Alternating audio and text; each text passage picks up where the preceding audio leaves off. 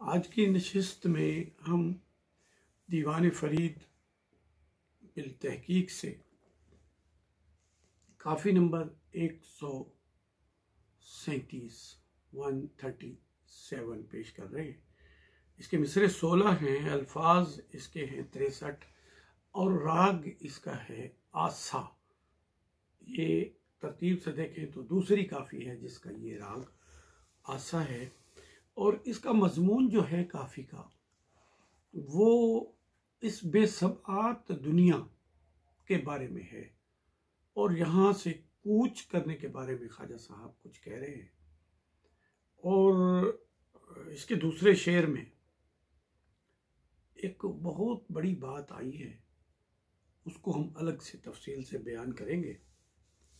वेसू संज सबाही खाली राहसन जाही। संज सबाही यानी कोई मुतय्यन वक्त तो नहीं है, लेकिन शाम को या कल सुबह, सबाही को कल सुबह को कहते हैं सबाही। संजे को शाम को जा चले जाएं या मुमकिन है आने वाले कल को चले जाएंगे और ये सब जाए जगह ठिकाने जो कुछ भी है दुनिया को हम छोड़ जाएंगे, ये खाली रह जाएंगी, हम नहीं होंगे। ये जिंदगी के मेले दुनिया में कम ना होंगे, अफसोस हम ना होंगे। पक्की परदेसी उभे सरदे 2 दिन दे खुलकाई। अब इसका एक माना भी साथ में कर देते हैं हम, और एक दूसरी क़रात है इस शेर की वो भी कर देते हैं और उसके मानी भी कर देते हैं कि हम जो थे किसी शुमाली तालाब के एक पंछी थे, यहाँ आ गए थे और ये 2 दिन का हमारा मिलना जुलना, खुल्क मोहब्बत इखलाक देना लेना, ये 2 दिन का है। यानी जिंदगी है ही क्या, सिर्फ 2 दिनों पर मबनी है। जीवन डी अढ़ाई वो यार, सटगत फखर वडाई वो यार। अब एक किरात तो है इसकी ये, और एक किरात और है पक्षी परदेसी अभे सर दे, अभी सर दे या उभी सर दे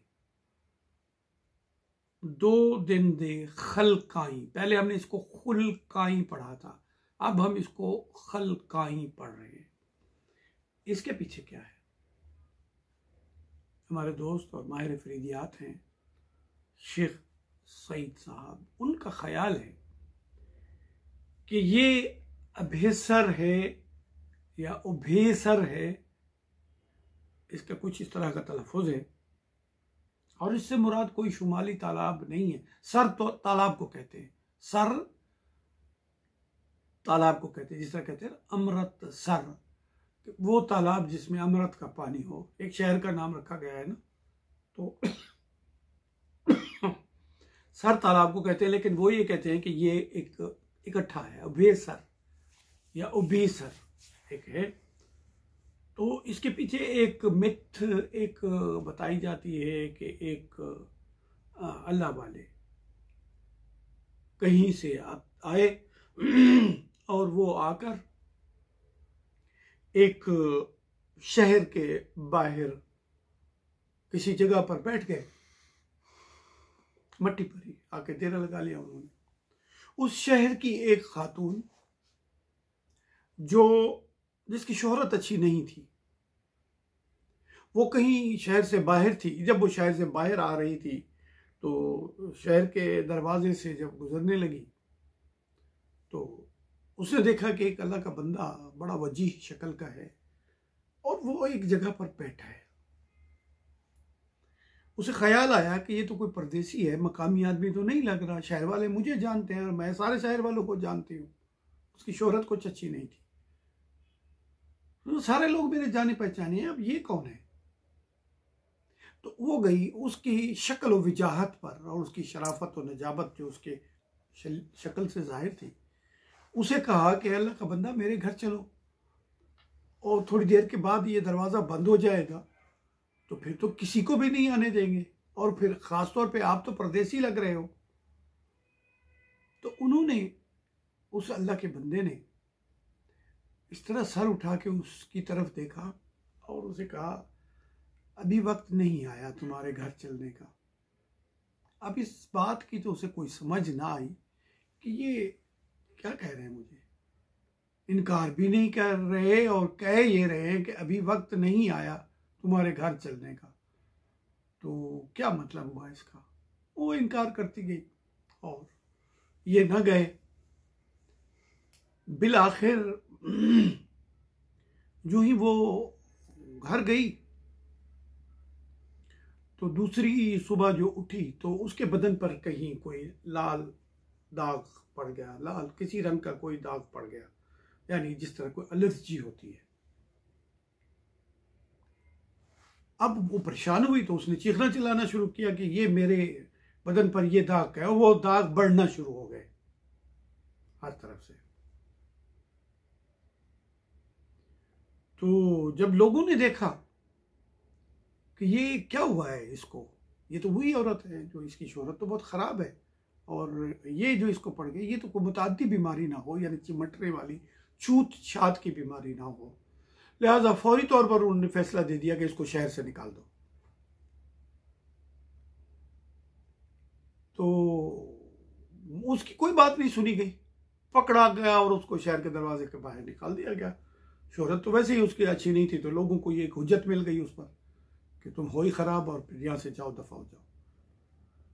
तो वो जब निकली तो वापस आई उसी जगह पर, और अब वो ये कहने की पोजीशन में नहीं थी कि अल्लाह के बंदे मेरे साथ चलो, मेरे घर चलो।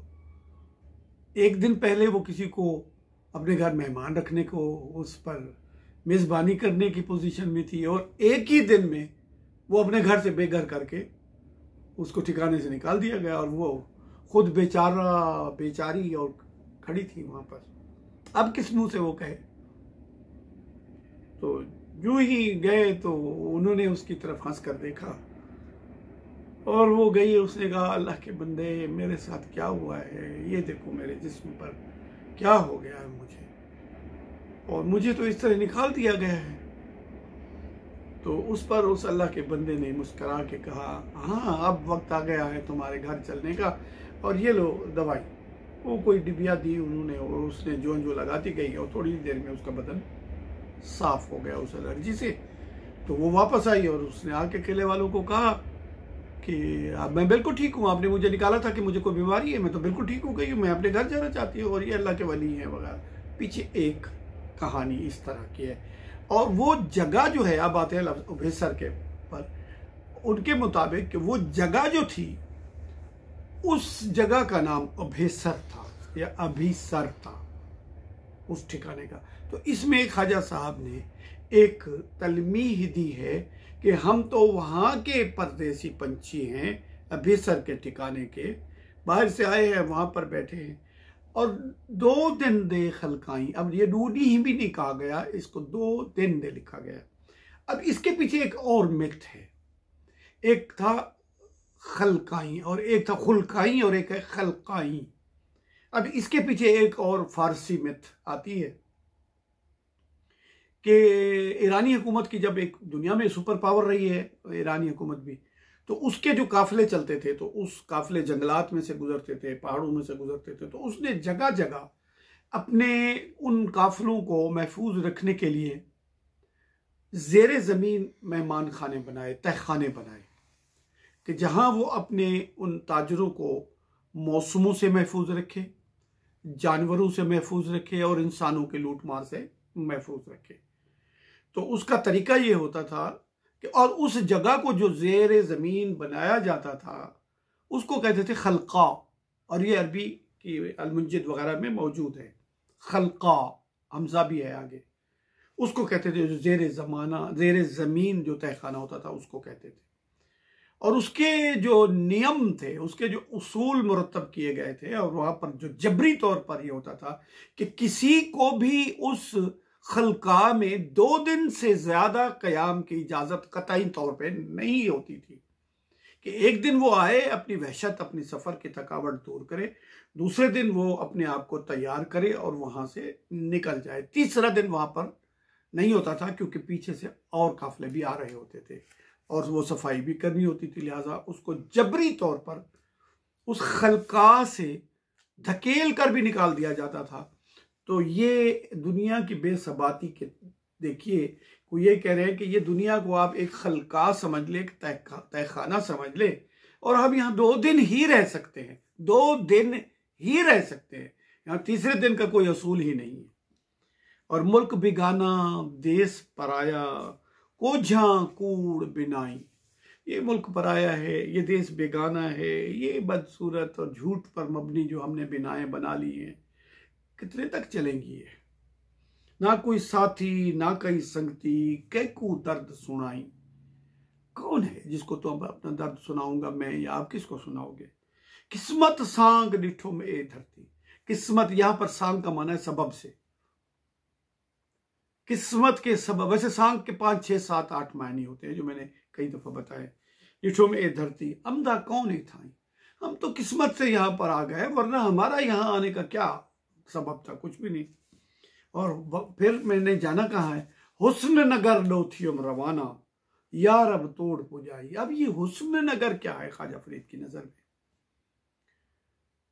जाहिर है हुस्न तो वही होगा जहां पर कोई कुबूह ना हो, हुस्न के उलट कुछ ना हो। वो तो फिर एक और दुनिया है जिसकी तरफ वो चाह रहे हैं। और क्या कह रहे हैं इस दौर में भी, यार अब तोड़ पुजाई। तोड़ का माना होता है आखिर तक, तोड़ का माना होता है बिल आखिर, मंजिल के आखिर तक। यार अब तोड़ पुजाई और मंगा दुआई, अल्लाह साईं विछड़िया ढोल मिलाई। मैं दुआएं करते हूँ इसके लिए, या अल्लाह विछड़िया। अब है तो मौत का मंजर, लेकिन उस पर भी वो कह रहे हैं कि मुझे विछड़िया ढोल मिलाना। ये क्या है? ये है अल मौत जसरुन युसिलु हबीब इला हबीब। मौत एक पुल है जो एक हबीब को दूसरे हबीब से मिलाता है। अब किस हबीब से मिल रहा है? दुआ तो अल्लाह से मांगी जा रही है, तो फिर ये किसी ढोल से मिल रहे हैं। और आखिरी शेर है, इश्क फरीद बहु दुख नितड़े, बच्चियां बिरहू बलाई। यानी बिरहू बिरह इश्क की बलाएं जो मुश्तल है मेरे ऊपर, कि इस इश्क ने ही मुझे ये तमाम दुख दिए हैं। इस तरह काफी नंबर 137 इख्तिताम को पहुंची।